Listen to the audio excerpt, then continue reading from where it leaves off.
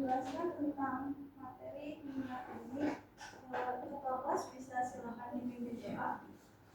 Untuk memulai kegiatan pembelajaran pada pagi hari ini, alangkah baiknya kita berdoa. Berdoa dimulai. Berdoa selesai.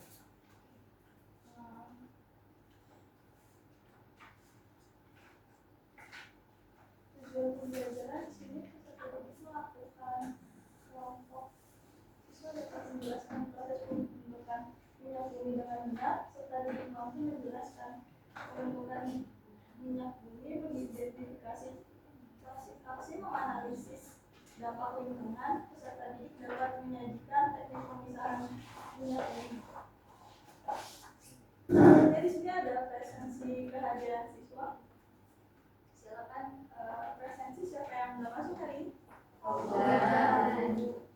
Semoga dia dapat.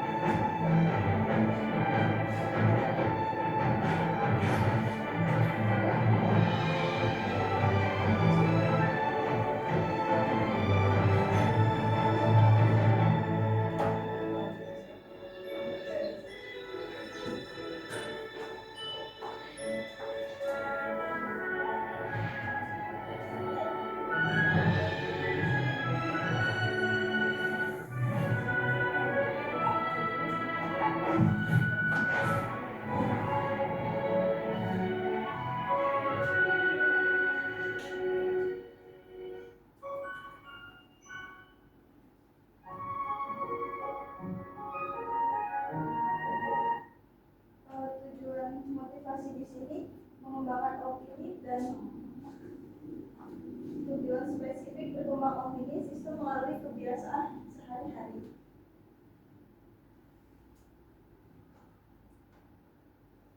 Selanjutnya di sini ada video minyak di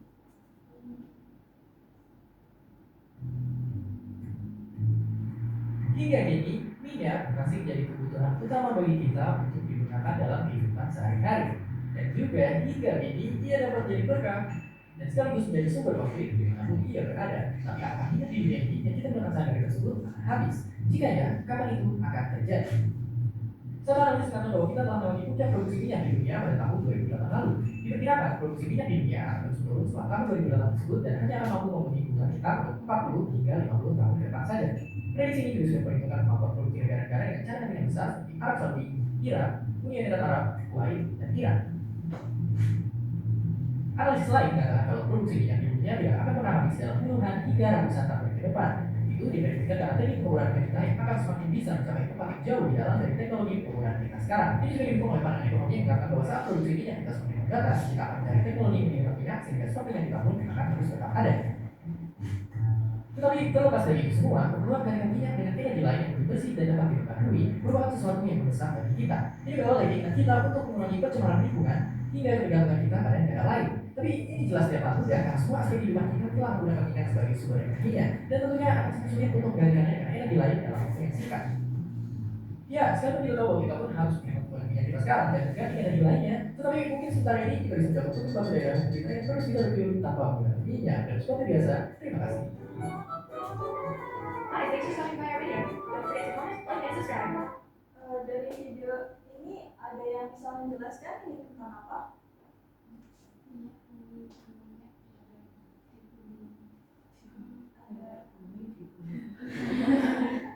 Apa minyak bumi? Orang bumi. Minyak yang lebih gila ya. Di video tadi itu saya tentang minyak di bumi ini. Nah, minyak itu adalah sumber faktor perubahan yang bersifat sangat terbatas. Konsumsi global yang tinggi berpotensi menyebabkan krisis energi, penggunaan energi fosil yang berdampak negatif pada lingkungan dan iklim. Iya betul. Minyak bumi ini bisa menjelaskan tentang kurang iklim. Selanjutnya, minyak bumi juga disebut minyak mentah atau petroleum, sering dijuluki sebagai emas hitam. Adalah cairan kental berwarna coklat pekat, gelap atau kehijauan yang mudah terbakar, berada di lapisan atas dari beberapa area di kerak bumi. Minyak bumi terdiri dari campuran kompleks dari beberapa hidrokarbon sebagai besar seri seperti alkana, tetapi bervarian dalam penampilan komposisi kemurnian. Selanjutnya di sini ada penjelasan minyak bumi.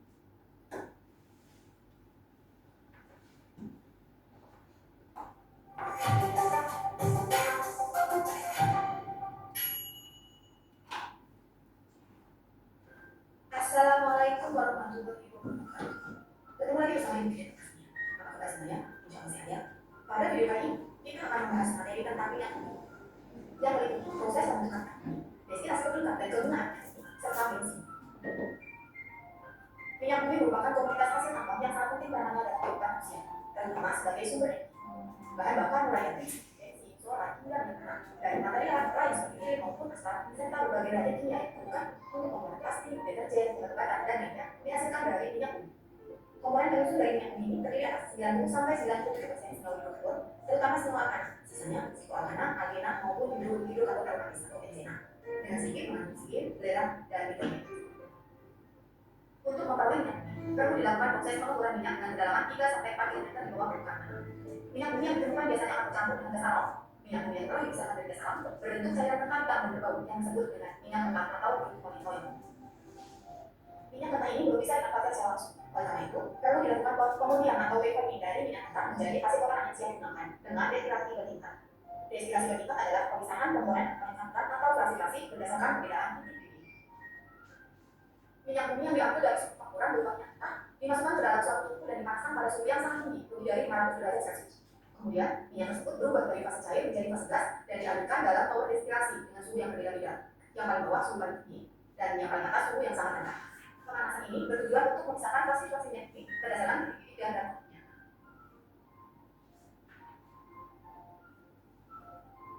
Berikut ini merupakan hasil penampungan destilasi berupa gas alam.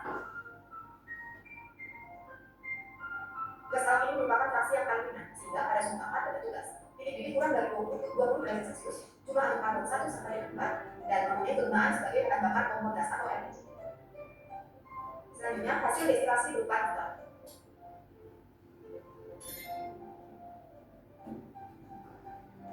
Memiliki titik bibit antara 60 sampai 100 derajat Celcius, jumlah atom karbon dari 6 sampai dan digunakan sebagai pelarut keluar dalam proses produksi. Kemudian berikut ini hasil penampungan destilasi berupa bensin.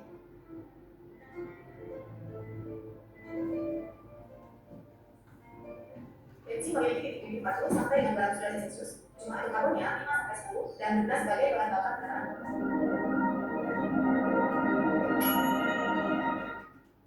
Selanjutnya, hasil penampungan destilasi berupa kerosin.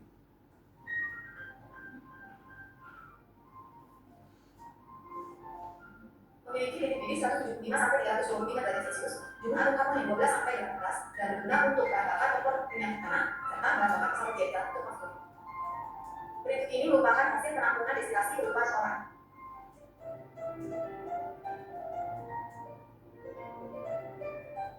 Memiliki titik pilih antara 250 sampai 350 derajat Celcius. Jumlah atom karbonnya lebih dari 20 dan berguna sebagai bahan bakar bibit, alat berat maupun mesin sinar. Kemudian ini adalah hasil penampungan destilasi berupa pelimasan alkohol.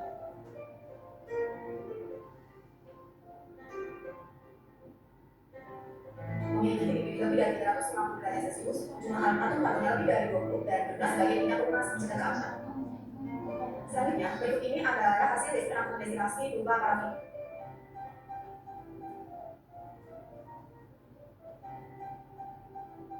Memiliki titik pilih lebih dari 350 derajat Celcius. Jumlah atom karbonnya lebih dari 20 dan kegunaannya sebagai bahan baku pembuatan bibit. Dan pada suhu yang paling tinggi, resikonya berupa asam.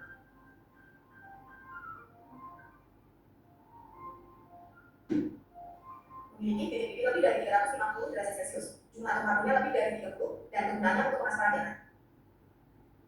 Hasil pengolahan minyak bumi pada umumnya dimanfaatkan sebagai bahan bakar. Dan bensin salah satu dari hasil pengolahan minyak bumi yang sangat umum. Saat ini ada beberapa jenis bensin yang beredar di pasaran dengan harga yang berbeda karena kualitas tentu saja. Mutu atau kualitas bensin ditentukan oleh efektivitas pembakarannya di dalam mesin. Kualitas bensin ini dinyatakan dalam bilangan oktan. Semakin tinggi bilangan oktan, semakin tinggi pula kualitas bensin. Bensin dengan bilangan oktan 90, artinya bahwa bensin tersebut mengandung 90% isookana dan 20% N-okana. Ada beberapa jenis bensin di pasaran dengan kualitas yang berbeda-beda. Bensin premium bilangan oktannya 88, bensin pertalite bilangan oktan 90, bensin pertamax bilangan oktan 92 dan pertamax turbo bilangan oktan 98. Bagaimana? Insya Allah ya. Sekarang kerjakan Pak. Penjelasan dari minyak bumi. Apa itu minyak bumi? Minyak bumi adalah campuran kompleks dari beberapa hidrokarbon cair. Proses destilasi bertingkat. Yang pertama ada minyak mentah dipanaskan melalui destilasi. Yang kedua memisahkan fraksi sesuai titik didihnya. Fraksi ringan ada gas dan LPG. Refining kelanjutan beberapa fraksi kemudian diproses lebih lanjut melalui teknik seperti raki, refarming dan pretik untuk menghasilkan bahan bakar berkualitas tinggi. Pelumas dan bahan bakar industri dengan produknya menghasilkan hasil olahan mencakup bensin, solar untuk bahan bakar, anggur untuk pesawat, LPG untuk memasak. Selanjutnya di sini ada kuis, beberapa soal silakan bisa diisikan.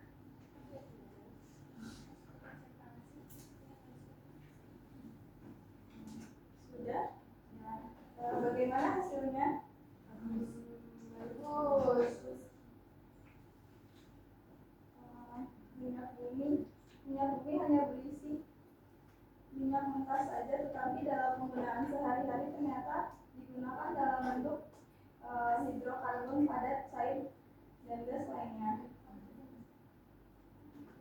Tekanan standar hidrokarbon yang ringan seperti metana, etana, propana, dan butana berbentuk gas yang mendidih pada minus 1601,6 Celcius, minus 88,6 Celcius, minus 42 derajat Celcius, dan minus 0,5 derajat Celcius. Ia berturut-turut min 25,8, 258,9 derajat, minus 127,5 derajat, minus 43,6 derajat, dan plus 31,1 Selanjutnya di sini mengerjakan LKPD. Ibu di sini akan membagi dua kelompok. Nanti bisa tolong dijelaskan satu kelompok satu orang untuk maju.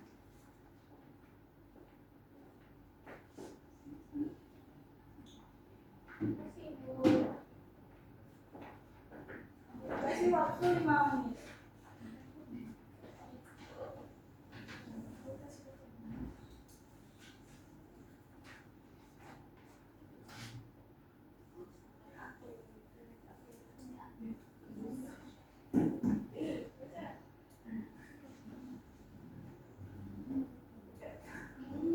Ibu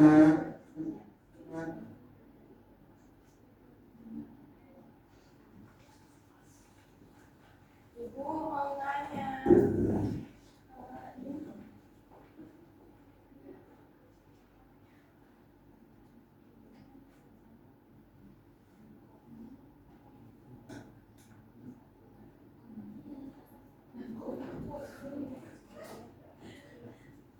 kasih Ibu. Apakah ada kesulitan? Berapa ada?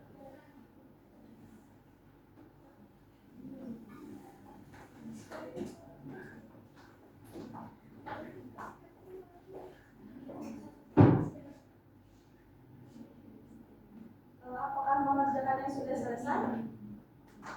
Yes.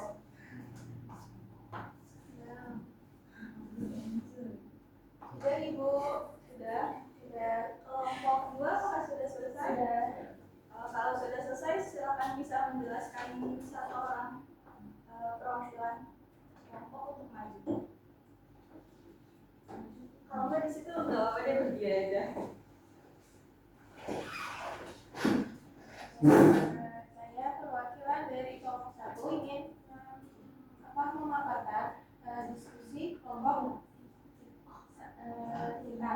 Yang pertama itu bagaimana proses pembentukan minyak bumi. Yang pertama itu ada proses bahan organik, yang kedua pembentukan kerogen, yang ketiga itu pembentukan minyak dan gas, yang keempat migrasi, dan yang kelima itu akumulasi. Dan untuk soal yang kedua, fraksi apa yang dihasilkan dari pengolahan minyak bumi. Yang pertama itu ada gas, yang kedua petroleum, yang ketiga itu ada bensin, yang kelima ada kerolin, dan yang terakhir itu ada solar. Dan untuk pertanyaan terakhir, apa saja kegunaan masing-masing fraksi? Yang pertama itu bensin itu manfaatnya untuk kendaraan bermotor. Yang kedua itu korosin, kegunaannya untuk bahan bakar jet. Dan yang terakhir itu ada gas, kegunaannya untuk mengisi gas LPG yang biasanya digunakan kita sehari-hari di rumah. Sudah Ibu, terima kasih untuk kelompok 1. Selanjutnya kelompok 2. Saya perwakilan dari kelompok 2 ingin mempresentasikan hasil dari diskusi kelompok kami. Yang nomor 1 yaitu ada cara teknik pemisahan minyak bumi. Yang pertama ada distillasi bertingkat dengan pemisahan minyak. Itu ada pengolahan berkelanjutan untuk meningkatkan kualitas dan kuantitas dengan proses yang meliputi cracking, reforming, alkilasi, polimerisasi, treating, dan juga blending. Kemudian untuk proses pemurnian minyak bumi, yang pertama ada desalting untuk penghilangan garam, ada distilasi, konveksi, treating, dan blending. Sudah. Oke. Kesimpulan dari hari ini ada yang bisa menjelaskan? Saya Bu. Iya, bukan silakan. Baik, untuk kesimpulan hari ini itu minyak bumi merupakan sumber daya alam tak terbarukan yang berbentuk dari sisa-sisa organisme laut purba melalui proses geologis selama jutaan tahun di bawah tekanan dan suhu tinggi. Minyak bumi terdiri atas campuran berbagai senyawa hidrokarbon terutama alkana dan dapat diolah melalui proses destilasi fraksionasi menjadi berbagai produk seperti bensin, solar, minyak tanah, dan fosfor. Baik, terima kasih ulang. Sekian pembelajaran dari hari ini. Ketua kelas bisa memimpin penutupan berdoa.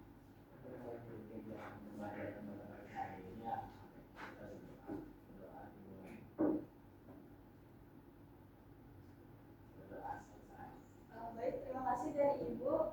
Wassalamualaikum warahmatullahi wabarakatuh. Waalaikumsalam